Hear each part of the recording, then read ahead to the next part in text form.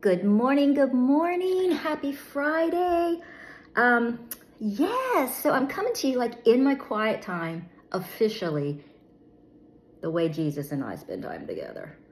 Little post-workout, little sweat on the brow, some crazy coffee, y'all, legit crazy coffee. But I wanted to share this before I even got any further. I've kind of switched up my routine a little bit because when I started drinking this coffee, I can't drink this coffee before my workout, y'all. I will literally come out of my body because that's how much energy it gives me. So I've switched up my workout or my morning routine. So now I'm doing my workout early, like so early.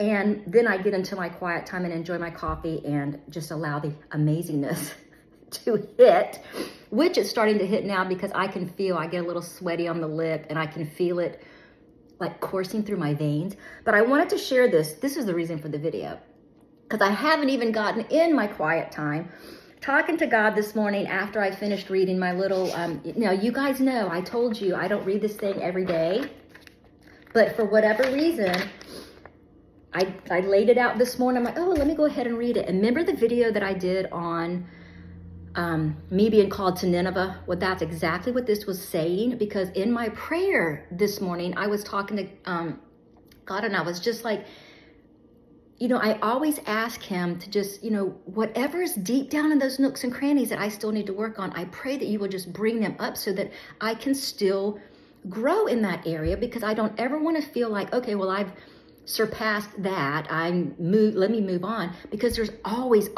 going to be things. And so anyway, this came up today, and y'all, I have still little things to work on my Nineveh trip. It's just crazy.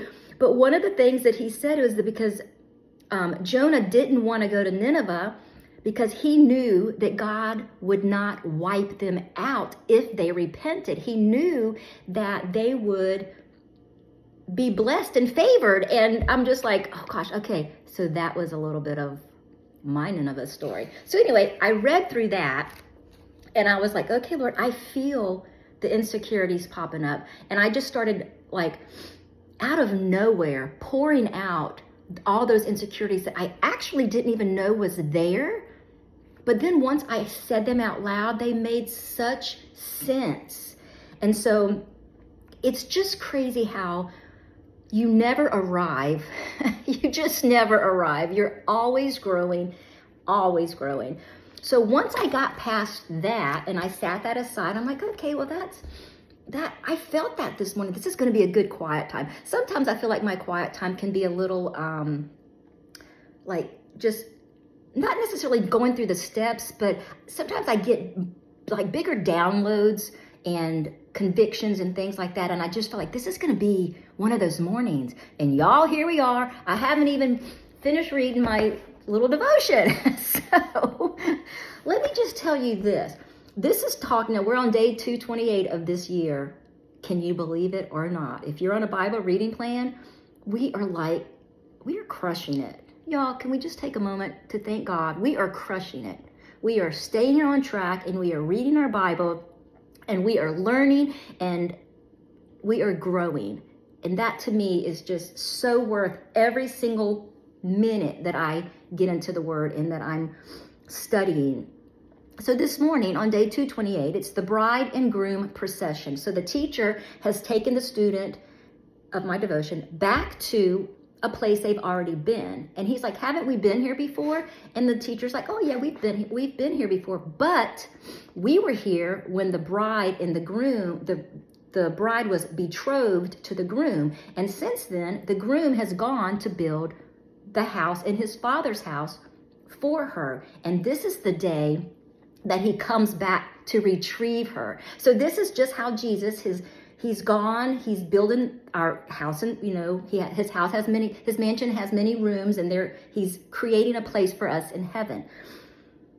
So now the teacher and the student have returned back to the village, because now the groom is coming to retrieve her, just as when Jesus comes to y'all, that's the coffee. I'm telling you, it's kicking in. So that is Jesus coming back to retrieve his church, his bride. And so I'm just going to say a couple little things that the teacher said. He said, so the bridegroom's bringing the bride home, he said. He came first to make the covenant, and then he comes the second time to take her home to the place he prepared for her. So too, it is the other bridegroom, talking about Jesus. And he's like, Jesus? Yes, said the teacher, the bridegroom of all bridegrooms. He came first to make the covenant, but he comes the second time to take us home. The next time we will see him, whether on that day or on the day we finish this life, it will be to take us home to the place he's prepared for us, of no more tears, no more pain, and no more sorrow. And so they're watching, and then the teacher says, look back. And so the student turns and looks back. And he said, it's the bride's home. It's fading away. Soon she won't be able to see it anymore. So too will it be the old creation and all its sorrows. But then the bride will see, and then we all will see the bridegroom's house, the place of our heart's longing. Here's where it got me. The student said, heaven. The teacher says, home. Y'all, the world is only the first house. It is destined to fade away with all its issues and concerns. Live this day in light of that reality. That just hit me this morning. I don't know whether it's just my heart was just really ready to receive this morning. I had a little worship music playing earlier as I was kind of getting things pulled out and just singing and just feeling really good and just in a good place. Read that little conviction and like, okay, so I got some stuff to work on, get in here. And then there's another promise that we're going to be going home. And I do find myself a lot of times just saying heaven and not using the term home. But y'all, it is our home. It is the home that we are living to go to. Sit on that a little bit. Sit with that and let that just kind of toil around. It gives you such a peace, or it's given me such a peace. A couple of the scriptures, I haven't even got to them yet because as soon as I read that, I was like, I've got to share. So Jeremiah, Matthew, John, and Revelation. So there's a couple verses that I'm going to go ahead and read through as I close out my devotions and actually get into my Bible reading. I changed it up a little bit this morning just because that's how I had laid everything out on the counter. But y'all, I hope you have a great day, a great weekend. And y'all, we are getting so close to fall. I walked out yesterday and there was a teeny tiny breeze. It didn't smell like summer anymore, even though, in Florida, it always smells like humid. But if you know, you know. There was a little breeze that did not feel so summerish.